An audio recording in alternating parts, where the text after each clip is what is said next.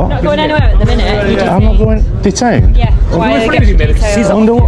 I've not cycled it here. You see me pushing it, right? Suspect you cycling it. Suspecting me of cycling it? You see me pushing it and lifting it. Welcome to Review the Audits, where we put misconduct on display, explore police and legal content, protect rights, and demand accountability.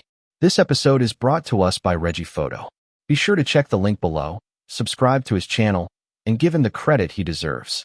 In this episode, Auditor Reggie is dragging his bike through a shopping center when 3 officers stop him on nothing more than a hunch. One of them approaches looking aggressive and scruffy enough to be genuinely intimidating, and Reggie instinctively turns away. Not because he is hiding anything, but because the officer comes across as trouble. What follows is one officer leaning heavily into a wannabe gangster persona, only for Reggie to calmly dismantle it and expose how quickly swagger replaces standards when officers decide that vibes alone are enough. Alright, bud. How are you? You okay? Yeah, you? What's up? Nothing. You seem a bit nervous, that's all, pal. Nervous? Yeah. I need some food. You just saw the cops and then... I didn't know you was a copper. No, you know them two, I was a big yellow thing. Sorry? It's a plain clothes officer. Oh, I said I didn't know he was a copper. Well, I told you otherwise, won't I? Pardon? If you was a police officer, I'd tell him to go away, won't I? I can't hear you. If you was a police officer, I'd tell him to go away, won't I? No, I didn't know. No, but you look like you clocked the cops that are obvious. No, I clocked you. Oh, you clocked me? Yeah. Well, I'm pretty sure if you clocked me, you would have clocked the people that were... No, because you were the first coming around the corner. What's your name, fella? Sorry? Oh, what, sorry? What's your name? Your name? Yeah. What for? Gee, what for? I'm just... Acting suspicious in a high crime area, so I wouldn't be questioning your name, bud. Am I too suspicious? Well, yeah, otherwise I wouldn't be speaking. Mate, I seen you coming around here and you looked a bit dodgy, right? So, anyway, I was coming this way anyway. You just happened me on, you saw that there was 2 cops. I didn't see these 2. Yeah. We were looking back quite a bit as well when you look up the stairs. Did he not shout me though? He shot you, huh? He did shout me. I shouted you afterwards. They do not even ease into it. Reggie is immediately pressed for his details on the claim that he is suspicious in a high-crime area. When you strip the phrase of its drama, the behavior is laughably thin. All Reggie did was turn away. And why? Because one of the officers approached him in plain clothes.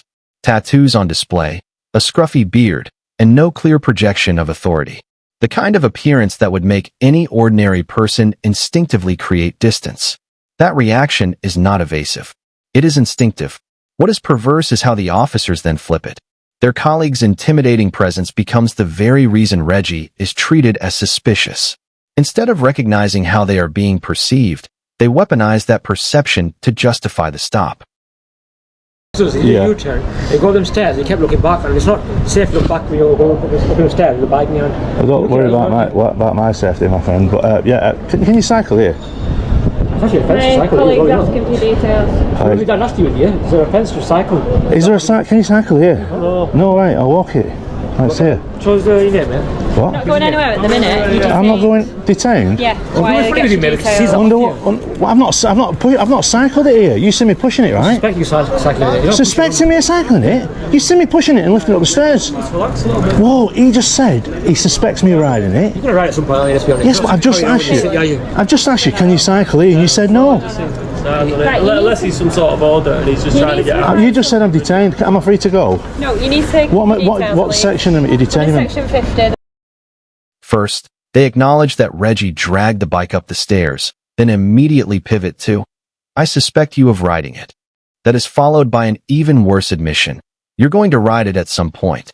That is not suspicion. It is fortune-telling. Policing does not operate on predictions about what someone might do later.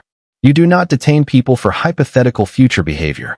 Then the detention suddenly appears under Section 50 of the Police Reform Act, a power that only exists after an actual offense has occurred and the officer reasonably believes the person has acted in an antisocial manner.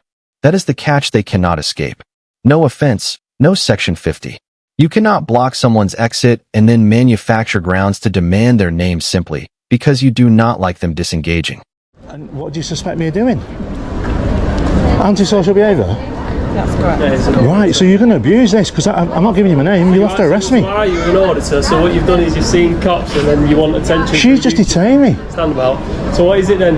Are you just trying to get cops' attention? No, mate, I seen you and you looked like one of the druggies who attacked me last time I was in Manchester. No, seriously, I didn't see these two. So what is it? Are you an auditor? Is that what you are? Mate, What I am, right? She just detained me. Am I free to go yet or not? Because I'll put a claim in against you. Because, mate, what you've just done, I'm not committed any antisocial behaviour. So what's happening is you're an auditor. You've clocked that this. I seen you.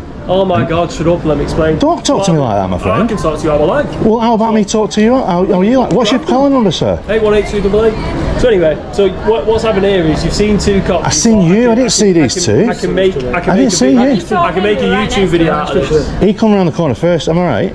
No, these two were. No, you come around the corner first. We were right next to me. We came at the same time. Mate, you look like a druggie from around the thingy. Crutchy, I think it's called. I look like Turbo. You think I look like Crutchy? Yeah, he's a you do. Leave this fella. He's a fool. Am I detained still or not? No, I'm a fool. Don't call me a fool, mate. I call you what I like. Really? How are you going to do about it? What if I called you something in swear words? What you like. And you're not going to do me for public order? No. The plainclothes officer cannot justify the stop, so he pivots to motive hunting and effectively accuses Reggie of baiting the police. That accusation is not evidence-based. It is a tactic used to delegitimize someone who will not comply quietly. When Reggie pushes back, he is immediately told to shut up, which makes it clear the goal was never dialogue or resolution. But the most revealing line of the entire exchange is, "I can talk to you how I like." That is not authority. It is contempt. Police powers do not include the right to verbally dominate or degrade people, especially when they have done nothing wrong. Speaking like that is not about maintaining order. It is about reminding someone who holds the power and daring them to challenge it. Well, you're a fool then. Sweet, you have a good day. So, I asked you for some advice, right? We're not giving you advice, pal. You're going your way. And so you detain me, right? Can I have your calling numbers, please, miss? You've got my calling number. I've not got her calling number. It's on there. What's your calling number? Sorry? 16473. And how long did you detain me for? Right, you can go. So you No, got mate. your foot in. She detained me on the section 50. You're You're not asked. Don't talk to members of the public like that. Talk to you how I like. Talk to Well, you look how at I like. Really? Yeah. Is that the attitude they you've got? Yeah, they can. Especially when you want to be inflammatory towards me, saying I look like a druggie. On your way, You did. Look at your beard. You need a shave. You need a shave. TV shows you riding that. We're going to take off you, mate, alright? You can ride this in Manchester. It's just designated areas. Alright, go on. Leave him be. He's had his fun. See you later. I've had my fun. Had your fun. Mate, just get a shave, will you? See you later. You like crutchy. Get a job. I've got a job. I'm having that. That's inflammatory. No way. How bad is he? Guys. The final interaction captures the plainclothes officer perfectly. Reggie asks a straightforward question. How long was he detained? And before the female officer can even answer, the same officer steps in, cuts her off, and barks, "You can go." When Reggie explains why he is asking, the response is not impatience or confusion. It is outright contempt. "I'm not asked." That is not an offhand remark. It is a statement of attitude. Once the officer decides the encounter is over, he has no interest in procedure, clarity, or even basic courtesy. Looking back at the encounter as a whole, the common thread is not suspicion, it is substitution. Every time a clear reason is needed, something weaker is swapped in. Turning away becomes intent. Dragging a bike becomes future riding. And when challenged, explanation gives way to attitude. The plainclothes officer does not anchor his decisions to events. He anchors them to how he feels about Reggie not playing along. And that is why the ending lands the way it does.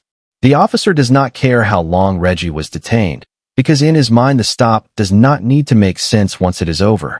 The power has been exercised. The disruption has been imposed. And that is enough.